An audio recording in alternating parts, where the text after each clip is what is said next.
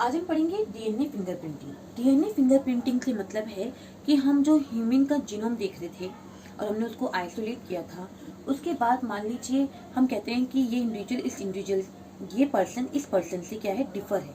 तो वो हम किस बेसिस पे कह रहे हैं कि ये पर्सन इस पर्सन से डिफर है? Because of DNA, genetic material. क्योंकि इसका डीएनए और इसके डीएनए में क्या है, डिफरेंस है। दैट्स वाई हम कह रहे हैं कि ये पर्सन इस पर्सन से डिफर है। तो वो चीज़ हम किस तरह से शो करते हैं? डीएनए फिंगरप्रिंटिंग के थ्रू इजीली उसको हम डिटेक्ट कर सकते हैं। डीएनए को मेनली हमने दो मेन पार्ट्स में डिवाइड किया है, एक बल्क डीएनए और दूसरा सैटेलाइट डीएनए। बल्क डीएनए का नाम इंडिकेट कर रहा है जिसका अमाउंट बहुत ज़्यादा है, उसके लिए टर्म यूज की जाती है बल्क डीएनए। लगभग इसका अमाउंट 99.9% है, जो कि हर इंडिविजुअल में कैसा होता है, कोडिंग होता है। और कोडिंग हमारे लिए ऑलवेज क्या होता है, बेनिफिशियल होता है, यूजफुल होता है। मीन्स जो फंक्शन कर सकते हैं हमारी बॉडी के अंदर, तो वो कौन सा होता है, बल्क डीएनए होता है, जो कि 99.9% सभी इंडिविजुअल में एक जैसा होता है। नेक्स्ट है सैटेलाइट डीएनए। सैटेलाइट डीएनए हर इंडिविजुअल में स्मॉल अमाउंट डिफर होता है, लगभग 0.1%। ये सिर्फ इतना ही है अमाउंट, और ये हर पर्सन में क्या है, डिफर होता है। मेनली ये कहता है नॉन कोडिंग है। ये कोडिंग था, मतलब काम का था, हमारे यूजफुल था, लेकिन ये नॉन कोडिंग है, ये हमारे काम का नहीं है। बट लेकिन फिंगरप्रिंटिंग के लिए यही सैटेलाइट डीएनए हमारे लिए बहुत इंपॉर्टेंट है। इसी के थ्रू हम किसी चीज़ को डिटेक्ट कर सकते हैं कि ये पर्सन और ये पर्सन में क्या डिफरेंस है।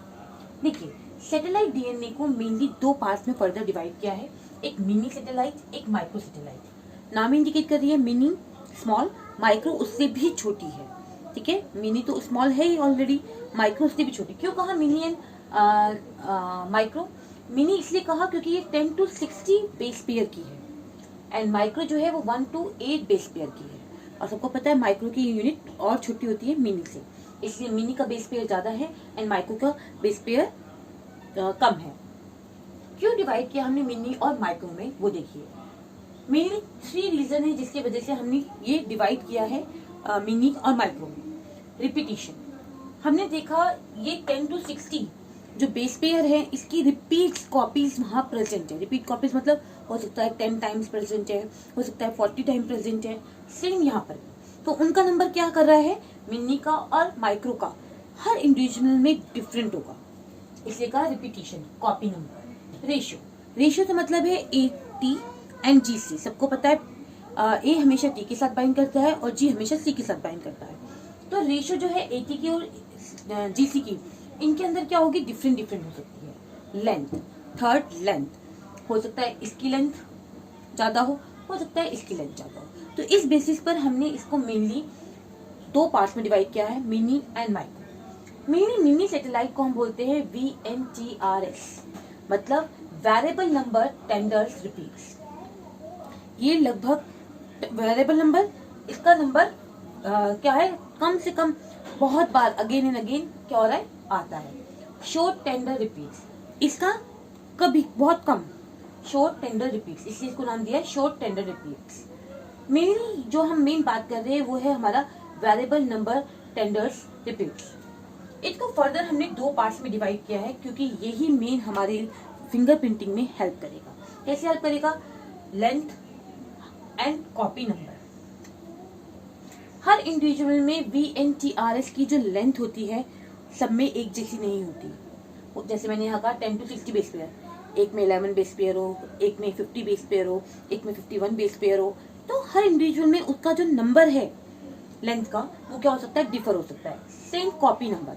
कॉपी नंबर मतलब जैसे कि मान लीजिए एक इंडिविजुअल है, उसमें उसके रिपीट जो है वो 4 टाइम्स आए हैं, किसी दूसरे के 11 टाइम्स आए हैं, और थर्ड के 100 टाइम्स आए हैं। तो उनका कॉपी नंबर डिफरेंट है एंड सेम उनकी लेंथ भी डिफरेंट होती है। इसी बेसिस पर फिंगरप्रिंटिंग की जाती है। मान लीजिए कहीं पर कोई क्राइम हुआ है, तो वहाँ पे ब्लड सैंपल से हम डीएनए आइसोलेट करते हैं, तो उस डीएनए आइसोलेशन के बाद हम उनके यही नंबर के थ्रू चेक करते हैं कि ये पर्टिकुलर किससे मैच कर रहा है डीएनए, और उस बेसिस पे वो पर्टिकुलर जो क्राइम जिसने किया है हम उसको डिटेक्ट करते हैं।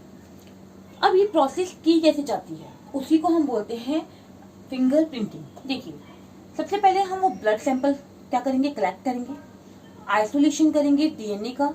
उस ब्लड से हमने क्या निकाल लिया, डीएनए निकाल लिया। रेस्ट्रिक्शन एंडोन्यूक्लियस एंजाइम, इसको मॉलिक्यूलर सीजर भी कहते हैं। मेनली डीएनए क्योंकि इतना बड़ा है तो उसको हम तोड़ते हैं स्मॉल पीस ऑफ अलग अलग डिफरेंट पार्ट से। तो वो कौन कौन एंजाइम वहां पे काम कर रहा है?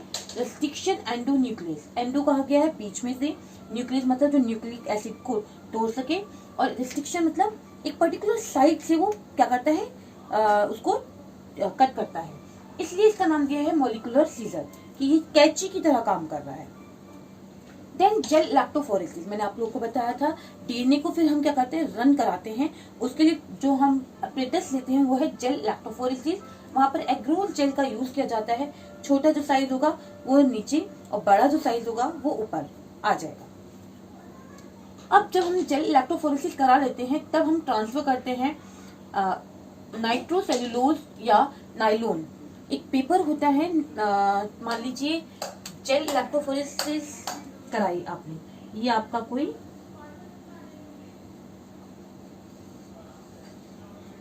ये हमारा एक जेल था, एग्रोल जेल, ठीक है। हमने जब यहाँ पर सैंपल लोड किया अपने डीएनए का, ठीक है, सैंपल लोड करने के बाद मान लीजिए बड़ा स्ट्रिंग था, ये छोटा, ये उससे छोटा, ये उससे छोटा, सेम बड़ा छोटा और छोटा और छोटा स्ट्रिंग, ऐसी ये बड़ा फिर छोटा और छोटा। तो इस तरह से क्या हो जाता है, वो सेपरेट आउट हो जाते हैं स्ट्रिंग्स। जो स्मॉल होगा वो नीचे आ जाएगा, जो लेंथ में बड़ा होगा वो ऊपर आ जाएगा। अब हम क्या करते हैं, इसके ऊपर एक पेपर, ये सारी प्रोसेस है, ये आपको मैं बायोटेक वाला जो चैप्टर है उसमें बताऊंगी किस तरह से ये प्रोसेस होती है। अभी हम इसके ऊपर एक पेपर का यूज करते हैं जिसका नाम है नाइट्रोसेल्यूलोज। पेपर कह सकते हो या एक उसकी शीट होती है वो कह सकते हो, या नायलॉन भी उसे कहा जाता है। जब जो बैंड यहाँ आ गए हैं हम उस शीट को इसके ऊपर प्रेस करते हैं, जिसकी वजह से वो जो बैंड यहाँ पर है वो सारे के सारे उस किस पर आ जाएंगे, नाइट्रोसेल्यूलोज पर आ जाएंगे, ठीक है। यहाँ तक कि जब हमारी प्रोसेस हो जाती है, अब हमारा नेक्स्ट स्टेप क्या होगा, hybridization with radio labelled probe. हम प्रोब को सबसे पहले क्या करते हैं, रेडियो लेबल्ड कर देते हैं, ताकि जब हम उसको देखें एक्सरे के थ्रू तो वो हमें क्लियर नजर आए। अब क्योंकि हमने वो जो बैंड यहाँ लिए हैं वो हमें इतने छोटे हैं कि हम उसे अपनी नेकेड आई से नहीं देख सकते, इसलिए उनको हमें किससे ट्रीट कराना है, हमें उनको रेडियो लेबल्ड प्रोब से ट्रीट कराना है। अब ये रेडियो लेबल्ड प्रोब्स है क्या, प्रोब्स एक्चुअल में इस VNTR की कॉम्प्लीमेंट्री है। जैसे हमने कहा था डीएनए है, डीएनए का एक कॉम्प्लीमेंट्री है, हमने तो यहाँ पे क्या कर दिया, अलग अलग कर दिया ना। तो यहाँ पे ये जो VNTR है उसके कॉम्प्लीमेंट्री प्रोब है, वो जाके क्या करेगा, जब हम इसे लोड करेंगे तो ये फर्दर उसके साथ जाके बाइंड कर जाएगा, और जैसे ही बाइंड कर जाएगा तो आप एक्सरे के थ्रू उसको इजीली क्या कर सकते हैं, देख सकते हो। और अगर आप उसे देख सकते हो तो फिर हम किसी भी सैंपल को वहां पर क्या कर सकते हैं, इजीली डिफाइन कर सकते हैं। फॉर एग्जाम्पल जैसे कि आपकी बुक में यहाँ पर शो किया है, ये एक इंडिविजुअल के क्रोमोसोम का सैंपल है, ये दूसरे का क्रोमोसोम का सैंपल है। उन्होंने अलग अलग सैंपल लिए हैं, एक क्रोमोसोम 7 लिया है, 2 लिया है, 16 लिया है। इसमें जितने बॉक्स यहाँ पर आपको दिख रहे हैं वो क्या है, वो नंबर ऑफ रिपीट्स हैं। ये देखिए यहाँ लिखा है ना, वेरिएबल नंबर ऑफ रिपीट्स, ठीक है।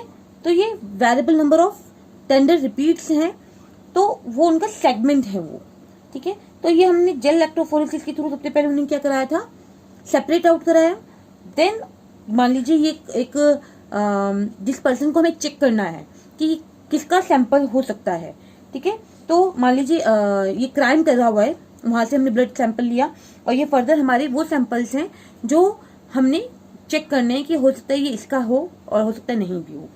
तो हमने देखा जब हमने VNTR प्रोब का यूज करके इन्हें सैंपल्स को चेक किया, तो जो मैच इससे सबसे ज्यादा करेगा इट मीन्स उस पर्सन का वो सैंपल है। तो इस तरह से डीएनए फिंगर प्रिंटिंग की जाती है।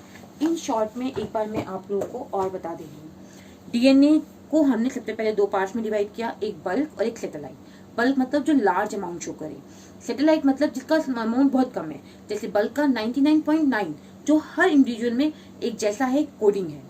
कोडिंग का मतलब जो हमारे लिए यूजफुल है। 0.1% ही है ऐसा जो कि कोडिंग नहीं है, नॉन कोडिंग है और इसका कोई यूज नहीं है। यही हमारी डीएनए फिंगरप्रिंटिंग के लिए इम्पोर्टेंट है। इसको फर्दर 2 पार्ट्स में डिवाइड किया, एक मिनी और एक माइक्रो। मिनी से मतलब हमारा जिसकी सेगमेंट 10 to 16 बेस पेयर के हो, और यहाँ पर जिसके न्यूक्लियोटाइड्स 1 to 8 बेस पेयर के हो। इनकी खासियत क्यों इनको हमने इसमें दो में डिवाइड किया? बिकॉज ऑफ रिपीटेशन, कि इनका नंबर ऑफ रिपीटेशन कितना है, because of ratio of ATNGC, किसमें ATNGC की रेशियो ज़्यादा है, एंड बिकॉज ऑफ लेंथ। तो ये जो मिनी है इसको हम बोलते हैं VNTR। VNTR मतलब variable number attendance repeats. Mainly ये हर इंडिविजुअल में प्रेजेंट होगा और उनका लेंथ और नंबर ऑलवेज डिफरेंट होगा हर इंडिविजुअल में। इसी बेसिस पर हम पर्टिकुलर पर्सन का DNA इजीली बता सकते हैं कि वो डिफर करता है किसी नेक्स्ट से। ठीक है, अब इस चीज को हम किस तरह से निकालते हैं उसको हम बोलते हैं DNA फिंगरप्रिंटिंग। किस तरह से की जाती है?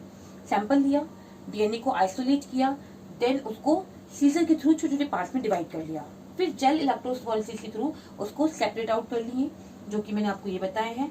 देन उसको हमने ट्रांसफर कर लिया सर्दन ब्लॉटिंग के थ्रू। एक्चुअल में सर्दन ब्लॉटिंग यूज की जाती है DNA के लिए। ठीक है, इस चीज को नाम दिया गया। सर्दन भी होती है, वेस्टर्न भी होती है, एंड नॉर्दर्न भी होती है, एक प्रोटीन के लिए और दूसरी mRNA के लिए। ठीक है, तो सर्दन ब्लॉटिंग DNA के लिए होती है। ठीक है, तो हमने उस सर्दन ब्लॉटिंग के थ्रू दोनों के यहाँ जो DNA आए हैं वो DNA हमने दूसरी नाइट्रोसेलुलोज या नायलॉन के ऊपर क्या कर लिए? ट्रांसफर कर लिए। ट्रांसफर करने के बाद, क्योंकि अब वो नेकेड आई से हम नहीं देख सकते क्योंकि वो कलरलेस है दूसरी तो, और वो बहुत स्मॉल है, तो इसलिए उसको हमें हाइब्रिडाइज कराना पड़ा रेडियो लेबल VNTR से। क्यों कहा हमने VNTR? क्योंकि ये रेडियो लेबल प्रोब से। ठीक है, क्योंकि ये VNTR के क्या है? कॉम्प्लीमेंट्री है। ठीक है, तो ऑलवेज ये वहीं जाकर बाइंड करेंगे जहां पर उनको अपनी सिक्वेंसिंग मिलेगी, और जैसे उनको अपनी सिक्वेंसिंग मिल जाएगी तो हम जब उसको एक्सरे के थ्रू देखेंगे तो हमें, जो मैंने आपको अभी डायग्राम दिखाया उसमें हमें वो कुछ इस तरह से नजर आएंगे। ये जो डायग्राम है कुछ इस तरह से यहाँ पर नजर आएंगे, और तो जो हमारा सैंपल हमें मैच करना है पर्टिकुलर के साथ, तो हम मैच करके देखेंगे जो सैंपल ज्यादा मैच कर रहा होगा, इट मीन्स वो क्या शो कर रहा है कि वही पर्टिकुलर पर्सन ने क्राइम किया है। Thank you everyone.